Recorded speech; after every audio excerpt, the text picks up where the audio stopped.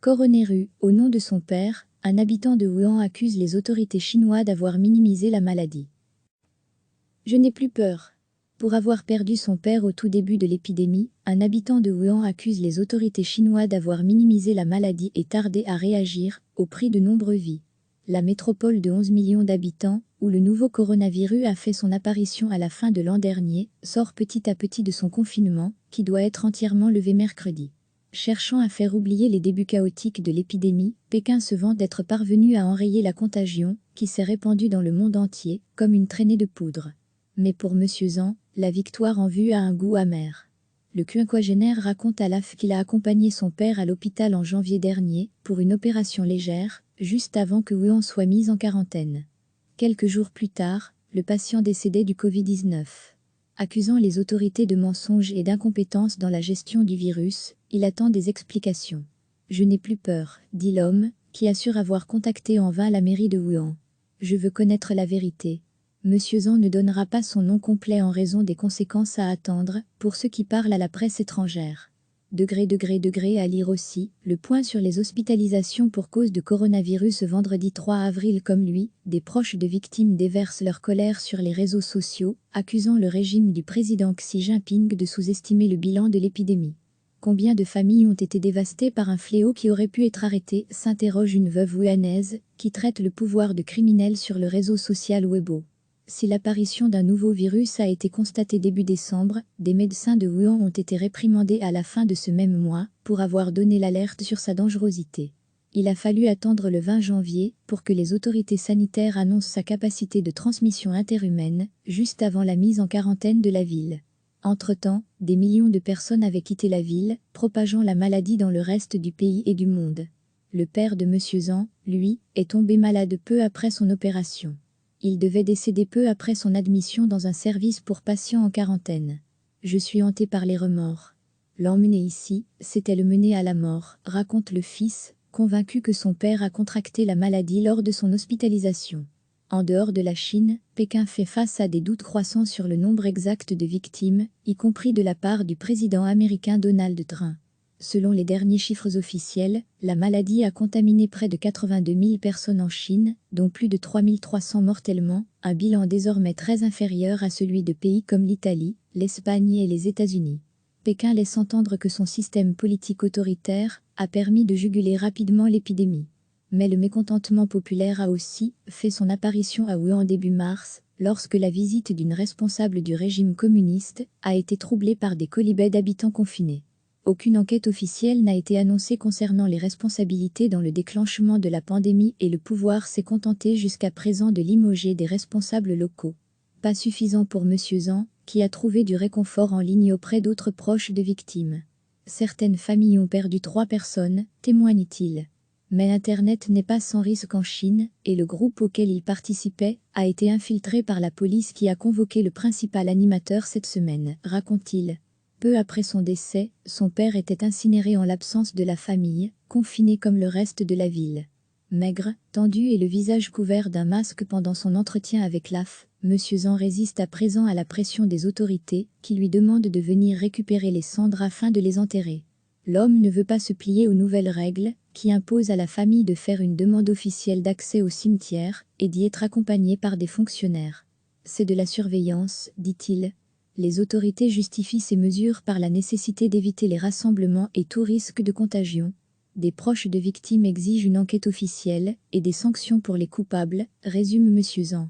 Le comportement des dirigeants de Wuhan a provoqué cette catastrophe d'origine humaine, dit-il, avant d'énumérer. Les cadres ont caché la vérité et les experts ont menti, ce qui a tué beaucoup de monde, y compris mon père.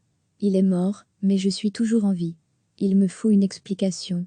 Recevez chaque matin l'essentiel de l'actualité. Je n'ai plus peur.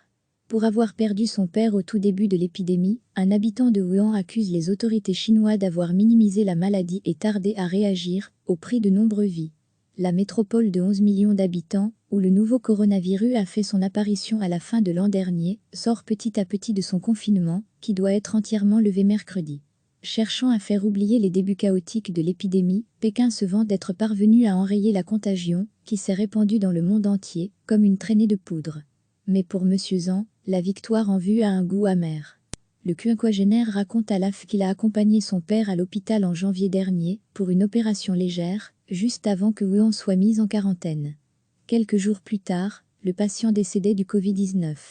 Accusant les autorités de mensonges et d'incompétence dans la gestion du virus, il attend des explications. « Je n'ai plus peur », dit l'homme, qui assure avoir contacté en vain la mairie de Wuhan. « Je veux connaître la vérité. » Monsieur Zhang ne donnera pas son nom complet en raison des conséquences à attendre, pour ceux qui parlent à la presse étrangère. Degré à lire aussi, le point sur les hospitalisations pour cause de coronavirus vendredi 3 avril. Comme lui, des proches de victimes déversent leur colère sur les réseaux sociaux, accusant le régime du président Xi Jinping de sous-estimer le bilan de l'épidémie. Combien de familles ont été dévastées par un fléau qui aurait pu être arrêté, s'interroge une veuve wuhanaise, qui traite le pouvoir de criminel sur le réseau social Weibo.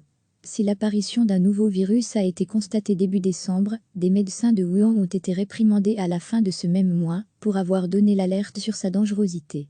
Il a fallu attendre le 20 janvier pour que les autorités sanitaires annoncent sa capacité de transmission interhumaine, juste avant la mise en quarantaine de la ville. Entre-temps, des millions de personnes avaient quitté la ville, propageant la maladie dans le reste du pays et du monde. Le père de Monsieur Zhang, lui, est tombé malade peu après son opération. Il devait décéder peu après son admission dans un service pour patients en quarantaine. « Je suis hanté par les remords. L'emmener ici, c'était le mener à la mort », raconte le fils, convaincu que son père a contracté la maladie lors de son hospitalisation. En dehors de la Chine, Pékin fait face à des doutes croissants sur le nombre exact de victimes, y compris de la part du président américain Donald Trump.